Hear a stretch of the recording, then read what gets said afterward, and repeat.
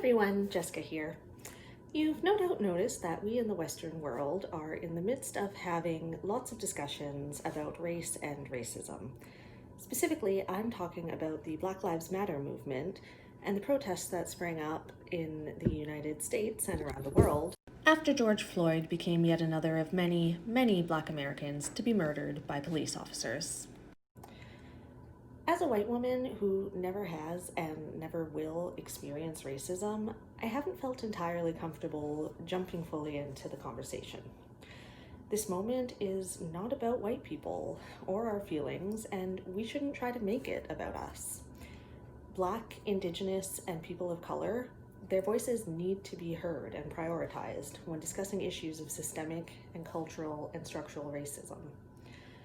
So, while I've been making an effort to share on my platform various posts, articles, videos made by people of color, I haven't up to now made any of my own, in my own words, statements about racism in our society. Nor have I shared my thoughts on the importance of not merely being passively not racist, but being actively anti-racist. Instead, I've been taking the time to listen to minorities who are, and have for decades, been speaking about their oppression. And I will link below in the description some great articles and videos for anyone who'd like to educate themselves further. Now, while I haven't been posting my general unsolicited thoughts about the current situation, I have had several occasions in the past couple weeks where I have encountered people espousing racist ideologies, perpetuating racial stereotypes, gaslighting oppressed minorities, and all sorts of other racial microaggressions. And if you're white, anytime, but especially in this cultural moment, it is your responsibility to combat racism when you see it. Looking the other way because it makes you uncomfortable to deal with is not acceptable. We all have the responsibility of dismantling white supremacy and pushing back against racism. And this is especially true when we come from a place of privilege, as I do. In the past week or so, in quick succession, I've seen issues of race and racism being discussed in 3 online communities that I'm a member of. Some of these communities dealt with the situation in a manner that made me so proud to be among such awesome, culturally and socially aware people. And some just totally dropped the ball. And the most recent incident I saw was handled in such a terrible, sloppy, panicky kind of way that I couldn't not put my thoughts on it out there. So I'm going to talk about 2 of these groups, what happened, and how the moderators of the 2 respective groups responded. So the communities in question are a history group for the town I grew up in, and the historical costuming community. They're communities that I've been a member of for varying amounts of time. I've been part of the history and genealogy community going on 12 years now. And the historical costuming is more of a recent hobby of mine. I've only really gotten involved in the last year. And I'm definitely not here to present myself as some kind of authority on race issues, because there are so many other voices out there who are so much more knowledgeable than I am. But I want to get off my chest what sort of things I've been seeing in the last little while. So looking first at the history group, this is a group for residents and former residents of my hometown. Typically, members share photos, old photographs that they've found of the city, either the photos on their own or more commonly juxtaposed beside a modern picture of the city. A lot of, hey, look at this picture I found from 1901. This street used to have a hotel on it and now it has a grocery store or library or whatever. It's all pretty calm, non-controversial stuff that doesn't exactly stir up a lot of negative emotions. But a couple days ago, someone posted a picture in which a building was being dismantled. and they included a brief description that this was an image of the demolition of the city's residential school. For anyone not familiar with the history of Canada's residential school system, I'll include some links that you can check out to learn more. But as a broad overview, residential schools were instituted by white colonizers in Canada in order to forcibly assimilate Indigenous peoples who were typically seen as being wild, savage, and in need of civilizing and saving by white European culture and religion. The earliest schools were founded as early as the 1600s, but the system really got a boost with an amendment to the Indian Act in 1896, which made attendance at these schools mandatory for all First Nation children.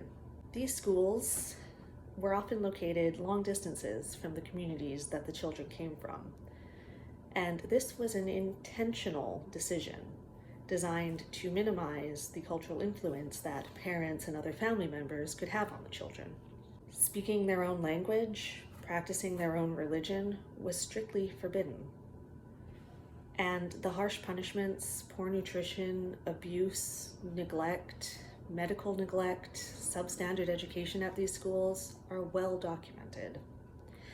This federally mandated system only ended with the closing of the last Indigenous residential school in 1996. And the legacy of its horrors are still felt today by Indigenous communities throughout the country. The residential school system left in its wake communities plagued by alcoholism, mental illness, PTSD, suicide, among other things. Problems that can be directly linked to the horrors that were forced upon generations of Indigenous people by the Canadian government. When the photo was posted in the group, it got a few sad reactions. Several people expressed their horror and anger on behalf of all those who had endured life in this building that had seen unimaginable suffering. They expressed happiness that the school had been destroyed, and a few of the Indigenous members of the community shared stories from their own histories and families of what they had experienced there and how it affected them to this day. It was going well, and I was happy to see that the group members understood the seriousness and reality of the harms that the residential school system caused. And then entered a commenter who made my heart sink. He challenged people on their assertion that the school was an evil place. He claimed that students had mostly come out of the schools better off than when they'd gone in. And he argued that children of all races experience abuse, so why are we caring so much about this one system? Multiple members, myself included, immediately responded to fight back against his bigotry, countering the racist information that he was spreading, or I should say, misinformation. They responded both with their own lived experiences. As I said, these schools only officially were ended in 1996, and also from the expansive body of research that details the history and lasting effects of these schools. After approximately 100 comments in a group where pictures usually only get maybe 5, 10 comments, depending on the level of interest, a moderator entered the scene. And he responded exactly the way a moderator should in these circumstances. He removed the racist, unapologetic member from the group. He made a clear statement as a moderator, apologizing for the spewing of racist ideology that had occurred, acknowledging the pain it had caused, and making clear that racism was not going to be tolerated here. By responding so quickly and so decisively, the moderator made clear to non-Indigenous members that oppressive behavior would not be permitted. And at the same time, he showed Indigenous members of the group that any minimizing of their pain or whitewashing of their history would be quickly called out and fought against. He did what he could to make sure that Indigenous people felt welcome in the space, and he didn't try to balance both sides by prioritizing the feeling and fragility of an oppressor. So there's an example of a good way to respond when you see bigotry. The moderator was actively anti-racist in his actions. He didn't avoid dealing with the situation because it was uncomfortable, and he didn't fall into the trap of balance and hearing both sides when one side is actively oppressive. And he didn't center himself or white people generally in the conversation. What I witnessed and took part in as a member of the historical costuming community world was sadly not so positive. 2 days ago, a situation came up in the group, and the way this group's leaders handled the situation compared to how the first group leader handled the situation, completely night and day. Things got so bad that the 6,000 member group lost nearly 1,000 members within a 12-hour period, and ultimately the owner of the group announced that she was shuttering the group entirely. I spent a few hours in the fray, and I came out so unbelievably disgusted and furious. And I'm white. I am in a place of privilege where I can choose whether or not to engage with this stuff because it's not ever going to directly affect my life. I cannot possibly express enough respect for the people of color out there for whom it's not a choice to engage in these situations. People who can't just decide they want to take a break from all this. People for whom this isn't just some intellectual morality debate, but for whom this is a deeply personal discussion that has real life implications and potential for harm. So what happened? The group in question is one of many I belong to that recreates clothing from past time periods in as historically accurate a manner as possible. Usually discussions are about things like, what material would a working class woman from the 16th century use? What is the best method to construct a particular garment? Or where does one find sewing patterns that are accurate to the time?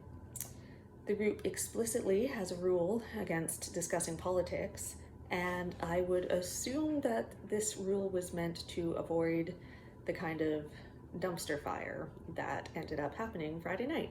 The night in question, a member posted that she would be attending an event held by a neo-Confederate group. Now, of course, she didn't describe the group in that way, but a brief look at the website being promoted showed that it was a group dedicated to glorifying the Confederacy, protecting statues of Confederate soldiers, sanitizing the role that slavery played in the Civil War, and generally whitewashing the pain and suffering of enslaved peoples. The poster had a question about fabric for 1860s Southern dress, and she immediately clarified that her post was not meant to be political.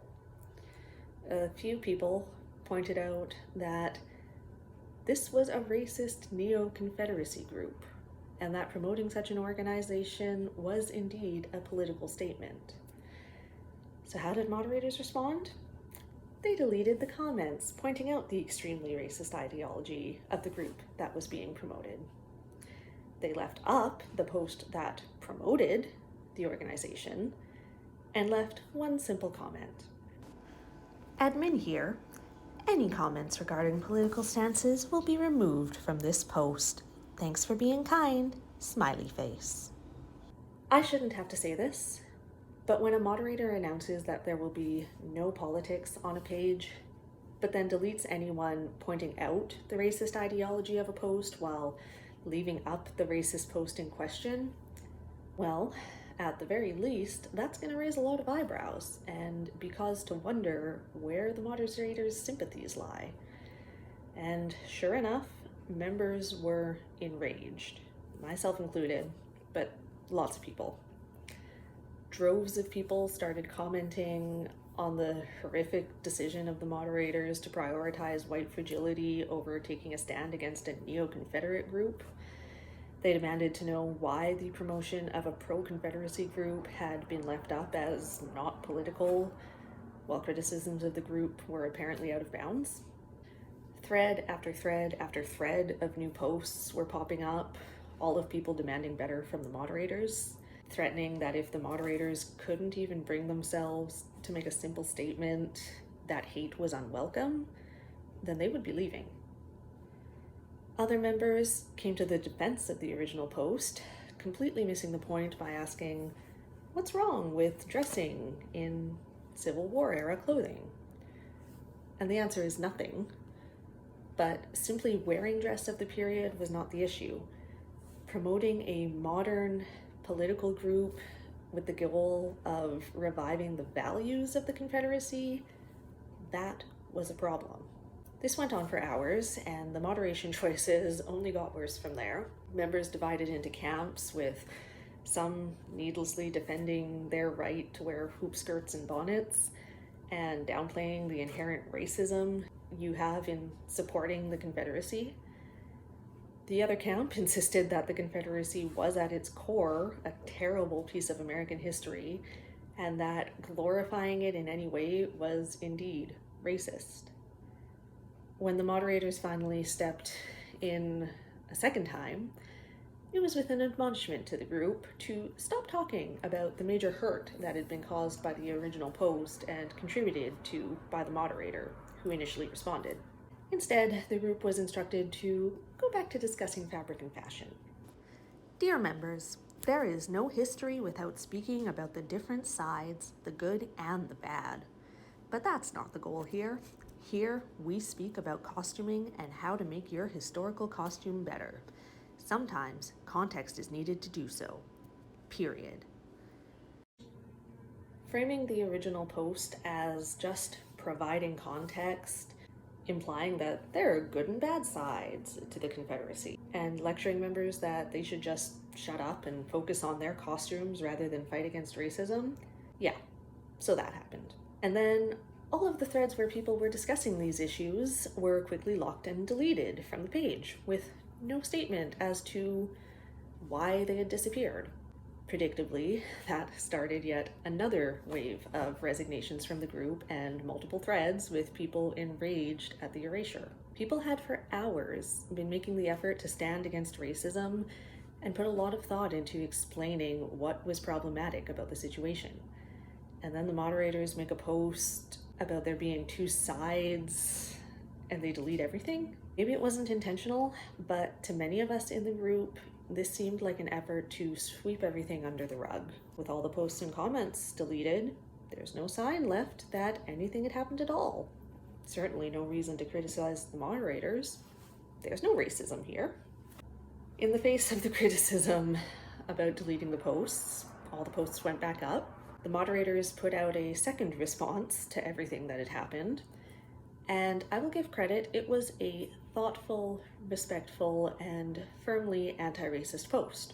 It's a lengthy statement, so I won't read it in full, but it was pretty much exactly what I would expect from a group that takes bigotry seriously and doesn't welcome racism in their space. Among other things, the group owner apologized that it had been late at night, they'd been taken off guard by the situation, and they hadn't noticed the posts right away. Fair enough. It was almost midnight where I was, so I'm sure for other people it was later. But I would suggest to anyone who finds themselves in a similar situation that you make some kind of statement to show that you're taking it seriously. We see that this issue is happening. We are taking a moment to get a handle on the issue and draft a statement on what's happening. We are going to temporarily lock comments until we are able to respond properly. And we want to reassure our members that we are taking this seriously and value the safety of our Black, Indigenous, and people of color members. You don't have to have all the answers right away, but take seriously the accusations by your members that something is racist, and reassure members that you are going to do something about it. Unfortunately, for many members of the group, it was just too little too late. Damage had already been done, and there was a lot of hurt. I eventually chose to leave the group and go to a historical costuming community that took a more explicitly anti-racist stance, and many others did too. This should not be a controversial or difficult stance to take. Racism is bad. The Confederacy was bad. Bigotry is not welcome here. The mistakes made were many. Treating racism as non-political while treating anti-racism as somehow political. minimizing the harm done by promoting the Confederacy or allowing it to be promoted, gaslighting people by implying that they were just getting angry over someone wearing a particular type of clothes rather than promoting a certain ideology, erasing the discussions that had taken place, leaving no trace that anything had happened. I'm not going to name the group in question. The group, as I understand it, may now be shut down anyways, and this issue is really larger than any one group. These are issues that can show up in any group and in any community. As I mentioned at the beginning, I was so disturbed by what I saw Friday night, and a lot of other people were too, that I couldn't not just put my thoughts together on this matter and stand up for those affected by oppression. So I hope you've enjoyed this video and found it useful. I do encourage you to check out some of the links I have in the description below for further research on anti-racism and the histories that I've mentioned here. I've also got a few links to some great organizations you can donate to if you're able and willing. So until next time, take care, stay safe, and keep dismantling systemic racism. Bye.